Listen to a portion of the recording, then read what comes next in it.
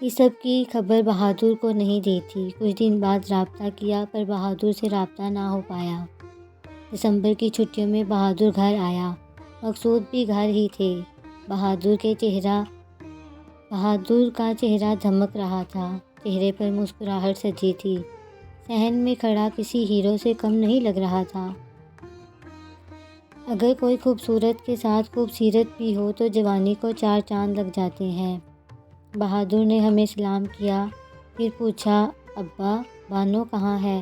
پھر خود ہی آوازیں لگانے لگا، بانو ادھر آ، دیکھ میں آیا ہوں۔ میں اور مقصود دونوں خاموش تھے۔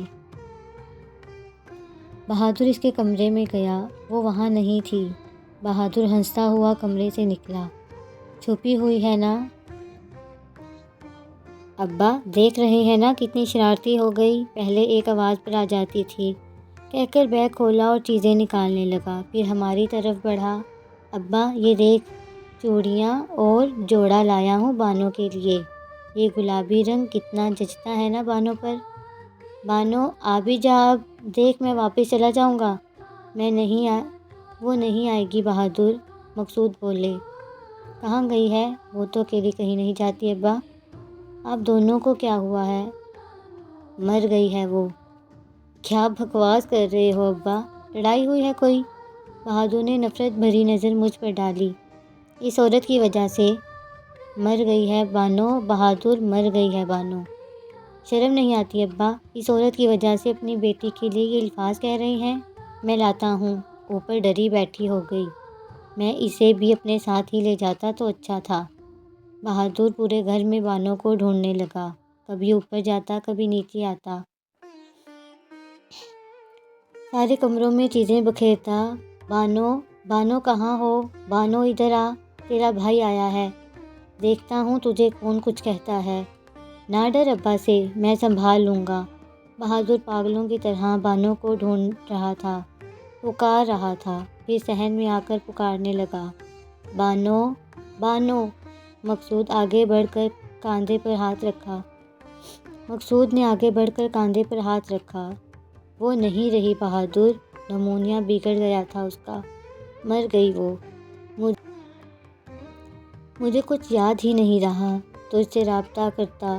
دونوں باپ بیٹا شکست زدہ ہو کر زمین پر بیٹھ گئے۔ ابا بانو کیسے مر سکتی ہے؟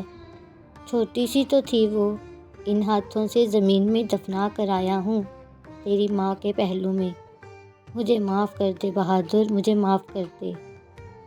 بہادر نے پہلے اپنا سر دونوں ہاتھوں میں گرا لیا، پھر آسمان کی طرف دیکھ کر زور زور سے بانو بانو پکارنے لگا۔ اس کی آواز میں اتنا درد تھا کہ میرا پورا جسم لرز گیا۔ پھر بہادر اچانک اٹھا، جیسے کچھ یاد آ گیا ہو، باہر کی طرف دوڑ گیا۔ مقصود جوتا پہن کر اس کے پیچھے بھاگے۔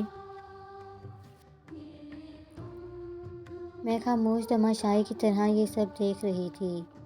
میں اپنی ہی سوچوں میں گم تھی کہ کچھ لوگ کچھ دیر بعد مقصود کو لا رہے تھے، اور مقصود کے پیچھے چند لوگ تھے جو بہادر کی لاش لا رہے تھے۔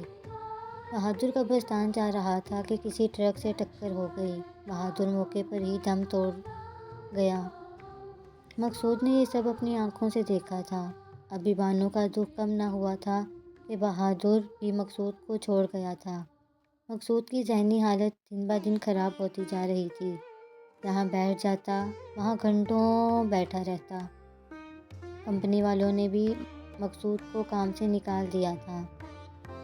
اب مقصود گھر بھی نہیں آتا تھا، کئی دن گھر سے باہر رہتا تھا، شراب پی کر گلیوں میں پھرتا، سڑکوں پر سوتا۔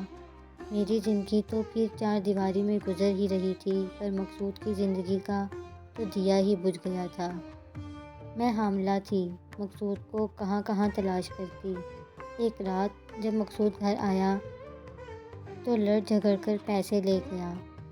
میں نے نہ روکا، اور پیسوں کے ساتھ مقصود کی نظر میرے زیور پر پڑی تو وہ بھی اٹھا لیے۔ میں نے مقصود کو روکا، پر اس نے مجھے دھکا دے دیا، میں بری طرح منہ کے بل گر پڑی۔ مقصود نے مجھے پلٹ کر بھی نہ دیکھا۔ ہمسائے مجھے اٹھا کر ہسپتال لے گئے، اور گاؤں مقصود کے چھوٹے بھائی رمضان کو فون کر دیا کہ تیرا بھائی نشہ کرنے لگ گیا ہے، تو شہر آ جا، اپنی بھابھی اور بھتیجے کو سنبھال۔ ادھر میں ہسپتال میں تھی، میری تو جان بچ گئی پر میری بیٹی مر گئی۔ انسان اپنی کرنیاں اس جہاں میں ہی دیکھ لیتا ہے۔